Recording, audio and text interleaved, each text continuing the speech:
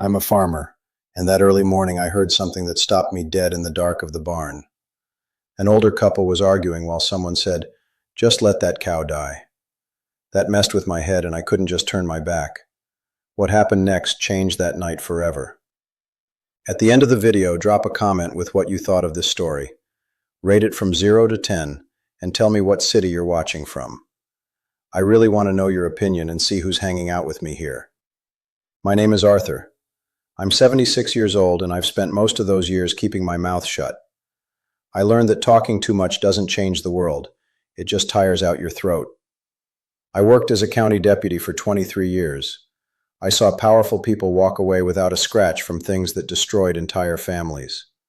I saw paperwork vanish, cases die in desk drawers, and good partners lose their jobs just for doing the right thing.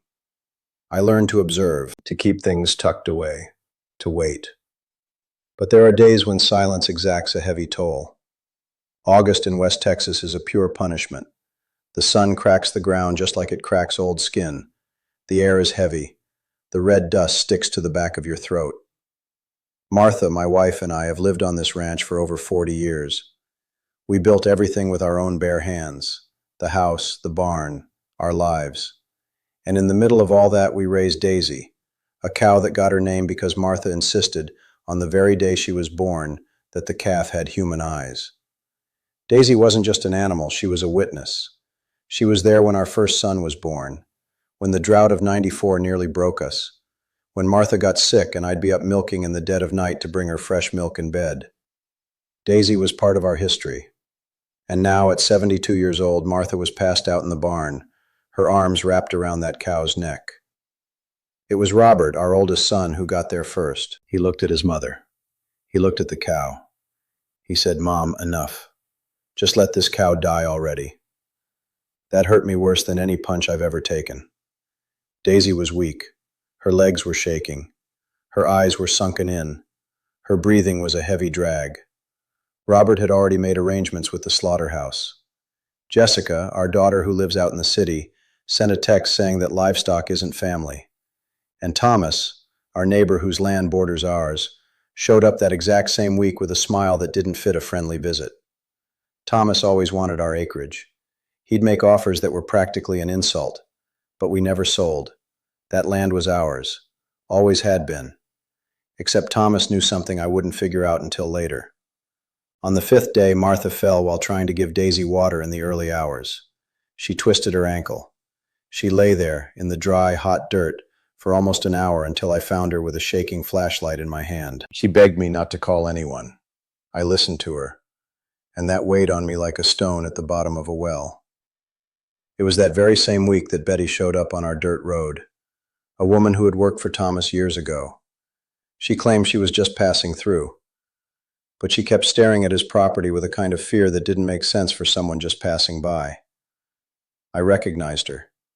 There was something about her demeanor that woke up an old memory, a rumor I'd heard in the hallway of the sheriff's station about a property deed that had mysteriously vanished from the county courthouse. At the time, nobody wanted to look into it, but Betty was alive, and she was spooked. From that day on, things started going wrong in ways that looked entirely like accidents. The main water pipe got clogged up, the pasture fence gave way, and Daisy got worse way faster than the vet expected. On the 10th day, the news hit. Robert had signed a power of attorney, without me knowing, giving Thomas the authority to help manage our property while we took some much-needed rest. The paperwork had been drawn up by a lawyer everyone in town knew was Thomas's pocket man. I stood there on the porch for a long time. I didn't yell. I didn't curse. I went to the bedroom, pulled out a cardboard box from under the bed, where I kept files I'd hoarded over my years as a deputy, and started reading with the dead calm of a man who has been close to losing everything before. Martha, still nursing her bandaged ankle, asked what it was. I told her, "Old stuff." But it wasn't old. It was exactly what Betty was terrified someone might find. The original land deed, the one that supposedly disappeared from the courthouse years ago, had a carbon copy. Thomas knew that.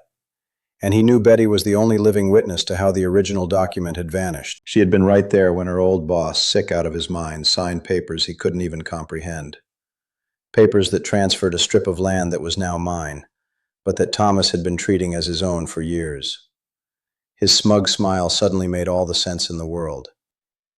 On the 12th day, the real blow came from where I least expected, the town's gossip mill.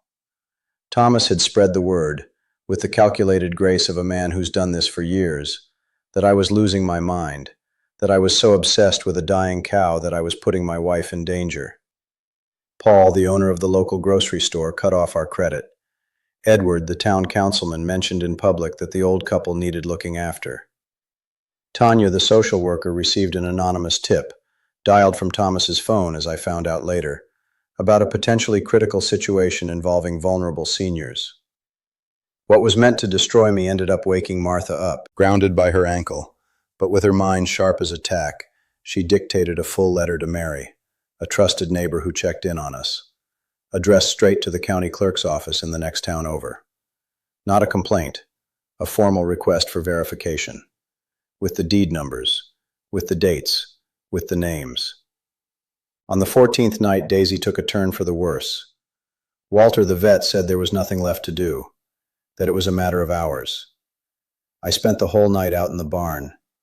Martha hobbled out there too, barely able to walk, leaning heavily against the fence. We stayed right there in the hot, heavy darkness of a Texas August, listening to the breathing of the animal that had been a part of every single chapter of our lives. Neither of us said a word. But we both cried. Not for the cow exactly, for everything the cow stood for the life we had built with our own bare hands, brick by brick, and that someone was now trying to rip away from us with pen and paper. Martha said softly, her voice cracking, "Arthur, you need to speak up." And for the first time in decades, I did. On the 17th day, the response from the county clerk arrived via Ruth, the clerk who had processed Martha's request. She recognized the property name.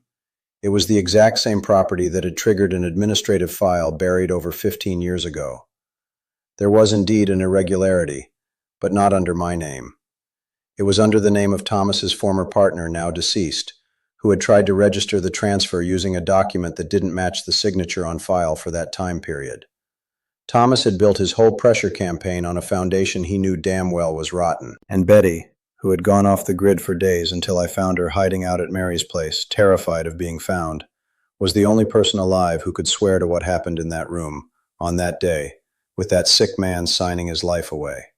But Betty was scared, and I, having walked away from an initial confrontation with Thomas with a busted arm after an argument turned into a scuffle at the ranch gate, could barely even hold a pen. By the 20th day, Thomas realized the walls were closing in. Betty had finally agreed to give her sworn statement to the county clerk. Martha's letter had landed in the right hands, and the power of attorney Robert signed was formally challenged. My son, finally realizing what he had actually put his name on, went pale and revoked Thomas's authorization with a written declaration that Jessica also signed, wrapped in silence and deep shame. Thomas skipped town in a packed-up truck, dead of night, without a word to anyone, without facing a damn thing. But he left behind, on a cell phone he forgot in his rush inside Pete's truck, a ranch hand who had worked for him for years without knowing a thing, a whole trail of text messages documenting every single step of his scam. Pete, who had never been paid what he was promised anyway, handed that phone straight over to the authorities the very next day. Daisy had passed away on that 14th night, quietly, with me on one side and Martha on the other. We buried her out in the pasture, under the old pecan tree where she always slept during the dry season. No big ceremony, no grand speeches, just the two of us, and the red Texas dirt that took her in the way it takes in everything, with silence and unyielding firmness. In the days that followed, Martha and I went to stay at her cousin's place, in a little town 2 hours away, not because we were run off, but because we needed to heal. My busted arm, her twisted ankle, the bone-deep exhaustion we both felt. In the last week of the month, the confirmation arrived in the mail. The land was ours. Always had been. And Thomas, who had bet the farm on that scam, literally lost his own ranch as collateral for a loan he took out to bankroll his scheme. A loan the bank was now calling in with interest rates he could no longer cover. The town that had doubted me went dead silent. Sitting on the porch at her cousin's house, my arm still in a sling and Martha right by my side, I just said, I had to wait for the cow to leave us to finally learn how to speak. She took my hand and didn't say a word, because she didn't have to. Sometimes we spend our whole lives holding everything deep inside our chests, thinking that's what keeps us safe. But silence kills too. It kills you slowly. It kills you from the inside out. And when the very ground is being ripped out from under you, when the person you love is breaking down right alongside the animal that witnessed your entire life together, you learn that speaking up isn't a weakness. Speaking up is the very last line of defense you've got left.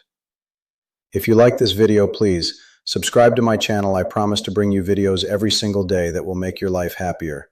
Comment what you thought of my story, giving it a rating from 0 to 10, and thank you so much.